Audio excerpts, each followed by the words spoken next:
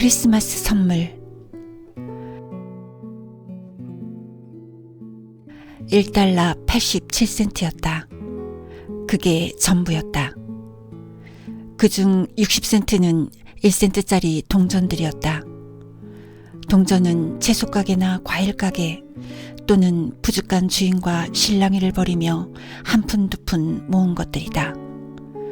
우수리를 깎아달라고 가게 주인들과 실랑이를 할 때마다 그녀는 옹색한 거래에서 느끼는 자신의 인색함 때문에 늘 두 뺨이 붉어지곤 했었다. 델라는 3번이나 돈을 세어보았다. 그래도 수중에 있는 돈은 1달러 87센트. 하지만 오늘은 크리스마스 이브였다.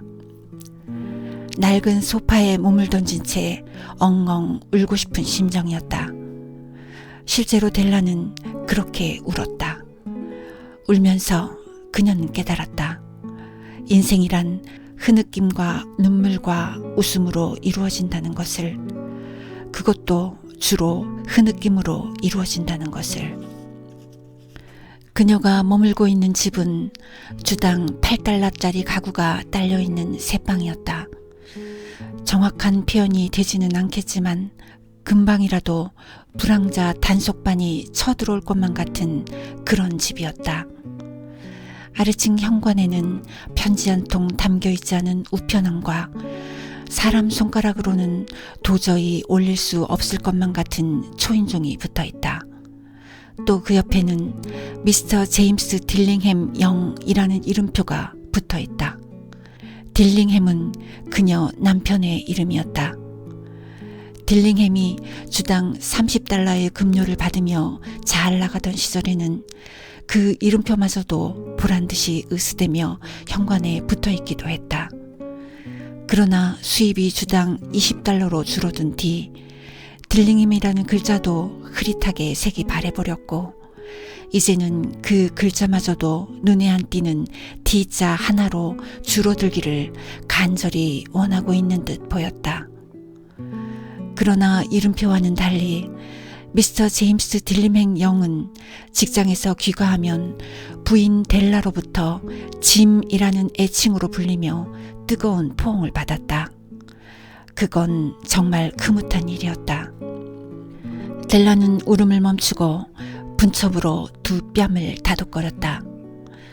그녀는 창가에 서서 잿빛 고양이가 잿빛 뒷마당에 잿빛 울타리를 걸어가는 것을 멍하니 내다보았다.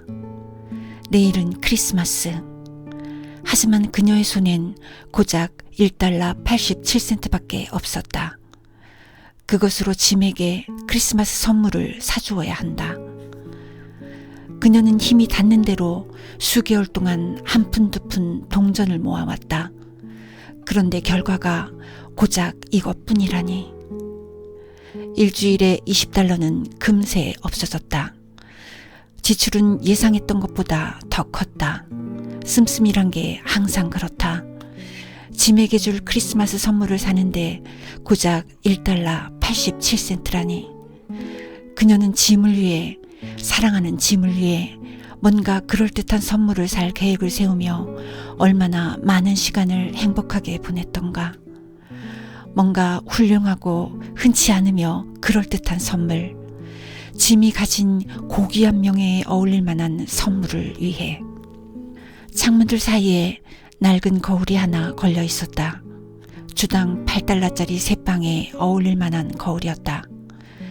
이제는 너무 낡아서 세로 줄무늬가 생겨 있었다.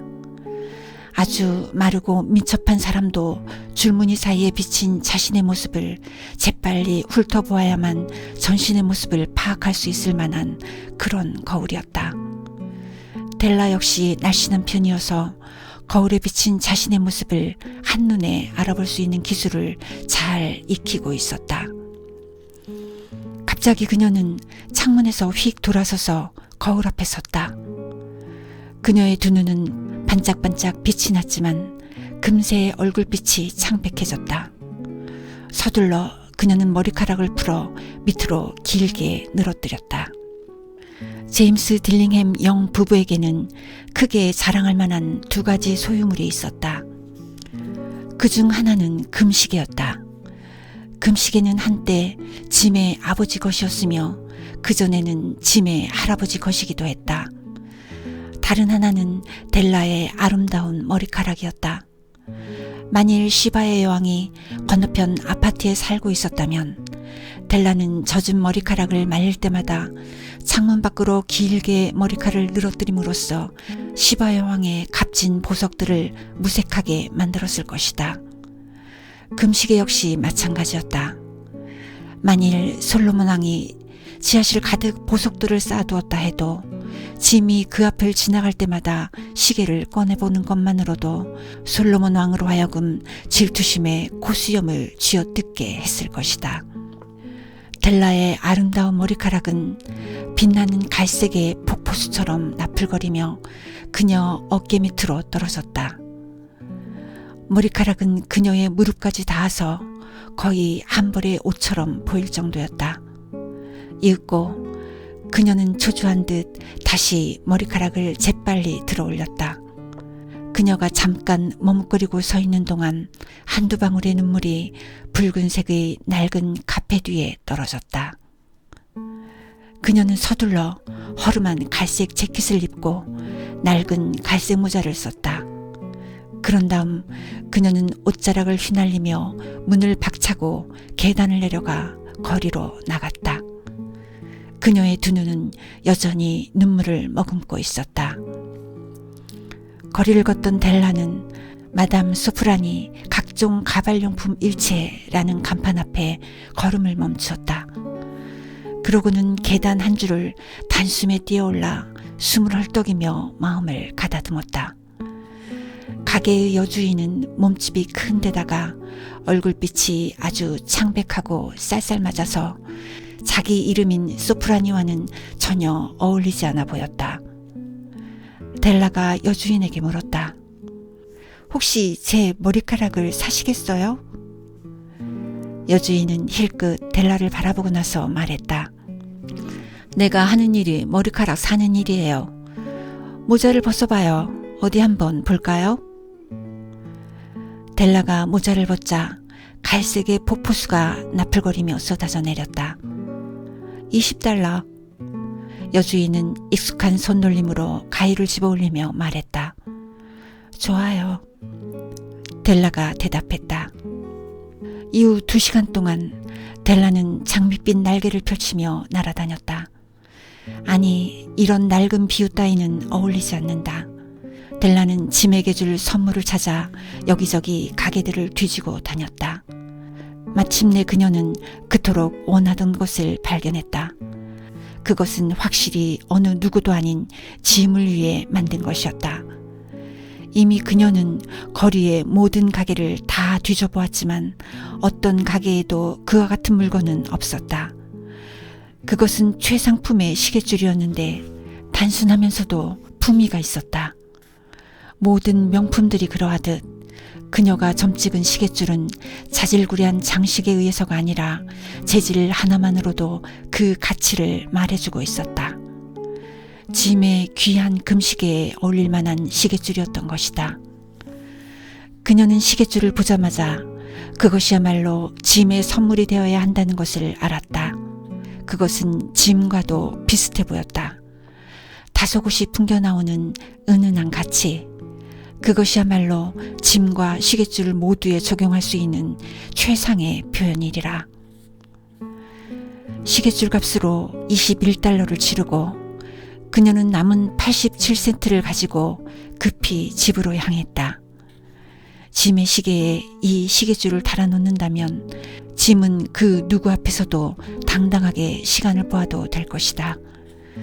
그동안 짐은 훌륭한 금시계를 갖고 있으면서도 시계에 매달려 있는 낡은 가죽끈 때문에 남몰래 시간을 훔쳐보곤 했던 것이다. 집에 도착할 때쯤 델라의 흥분은 조금씩 가라앉았다. 우선 그녀는 인두를 가스불에 달구기 시작했다. 이제는 엉망이 되어버린 자신의 머리카락을 감추기 위해서였다. 폐허처럼 변해버린 머리카락을 손질한다는 것은 정말이지 엄청난 노력과 시간이 필요한 일이었다. 40분이 지나서야 그녀의 머리는 작고 촘촘한 머릿결로 뒤덮였다. 짧아진 머리 탓에 놀랍게도 그녀는 말갈량이 여학생처럼 보였다. 그녀는 거울 속에 비친 자신의 모습을 오랫동안 조심스럽게 그리고 불만스럽게 쳐다보았다. 만약 짐이 야단치지 않는다면. 그녀는 혼잣말로 중얼거렸다. 2번 다시 내 얼굴을 보지도 않겠지? 아마 내가 코니 아일랜드에 코러스걸 갔다고 할 거야. 하지만 내가 무엇을 할 수 있었겠어. $1 87센트로 뭘 할 수 있었겠어. 7시 정각이 되자 델라는 짐을 위해 커피를 끓이고 달구어진 스토브 위에 프라이팬을 얹은 다음 언제든 요리할 준비를 마쳤다. 짐은 결코 늦는 법이 없었다. 델라는 시계줄을 손에 쥔 채 남편이 들어올 문 근처에 놓인 탁자 한쪽에 앉아 있었다. 그때 첫 번째 층계의 계단을 오르는 짐의 발자국 소리가 들렸다. 순간 그녀의 안색이 하얗게 질렸다. 그녀는 늘 자잘한 일상사에 대해 조그맣게 기도하는 버릇이 있었다. 발걸음 소리가 들리자 그녀는 속삭이듯 기도를 올렸다. 제발 하나님, 짐에게 제가 여전히 예뻐 보이도록 해주세요. 곧 문이 열렸고 평소처럼 짐이 들어왔고 다시 문이 닫혔다. 짐은 야이어 보였고 매우 심각해 보였다. 불쌍한 남자. 짐은 이제 겨우 22살이었다. 그 젊은 나이에 벌써 가장이 되어 한 가정을 짊어지고 가야 하다니. 그는 새 외투가 필요했지만 지금은 장갑조차 끼지 못하고 있었다. 짐이 문 안쪽에서 걸음을 멈추었다. 마치 메추라기의 냄새를 감지한 사냥개처럼 그는 꼼짝하지 않았다. 델라에게 못 박힌 그의 2눈에는 그녀가 읽어낼 수 없는 어떤 표정이 서려 있었다. 델라는 덜컥 겁이 났다. 그것은 화도 놀람도 책망도 공포도 아니었고 그녀가 각오해온 그 어떠한 감정도 아니었다. 짐은 그런 이상한 표정을 지은 채 단지 그녀를 뚫어지게 바라볼 뿐이었다. 델라는 탁자에서 몸을 빼내어 그에게로 다가갔다. 짐, 내 사랑. 그녀는 소리쳤다. 그런 눈으로 쳐다보지 말아요. 당신에게 선물도 주지 않고 크리스마스를 보낼 수는 없었어요. 그래서 내 머리카락을 팔았어요. 머리카락은 또 자랄 거예요. 당신 괜찮죠? 네? 그렇게 할 수밖에 없었어요. 내 머리는 굉장히 빨리 자라요. 메리 크리스마스라고 말해줘요, 짐. 그리고 우리 둘이서 행복한 시간을 가져요. 당신을 위해 내가 얼마나 멋진, 얼마나 아름답고 훌륭한 선물을 준비했는지 당신은 모를 거예요. 당신 머리카락을 잘랐다고? 이 명백한 사실을 전혀 이해할 수 없다는 듯 짐은 힘들게 되물었다. 잘라서 팔았어요. 델라가 말했다. 그래도 예전처럼 나를 좋아하죠? 머리카락이 없어졌어도 나는 나예요. 그렇죠? 짐은 신기한 듯 방안을 둘러보았다. 당신 머리카락이 없어졌다고? 그가 멍하니 말했다. 그래요. 이 방 안에는 없어요. 말했잖아요. 팔아버렸어요. 오늘은 크리스마스 이브예요. 당신에게 줄 선물을 사기 위해 판 것이니까 용서해 주세요. 아마 내 머리카락은 이미 다른 사람의 돈에 팔려갔을 거예요.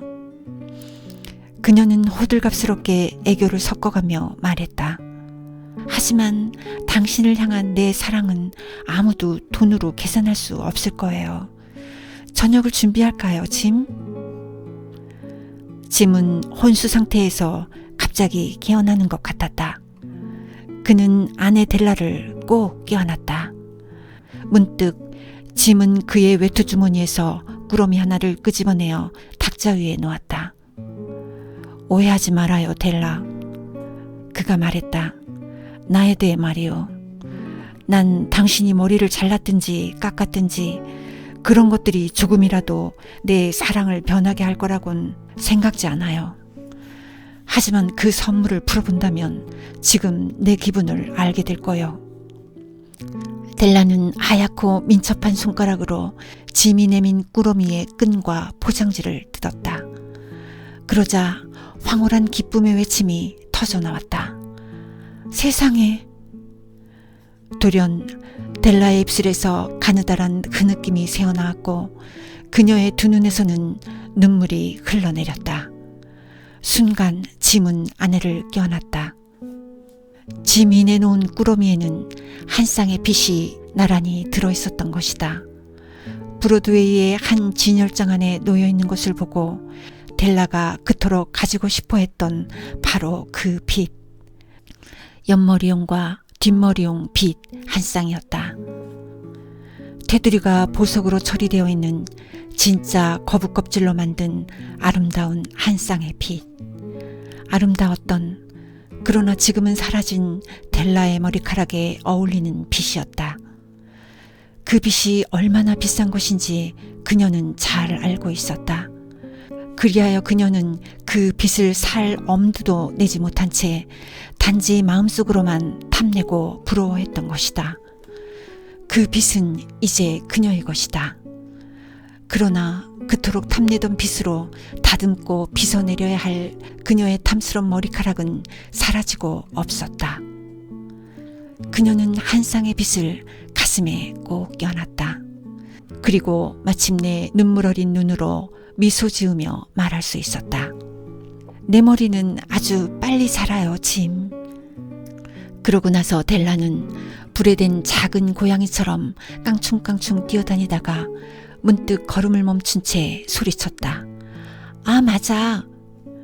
짐은 아직 아내가 준비한 아름다운 선물을 보지 못한 것이다. 그녀는 간절한 마음으로 자신이 준비한 선물을 손바닥 위에 펼쳐 보였다. 그 귀중한 시계줄은 그녀의 밝고 열렬한 마음을 반영이라도 하는 듯 눈부시게 빛나 보였다. 너무 멋지지 않나요, 짐?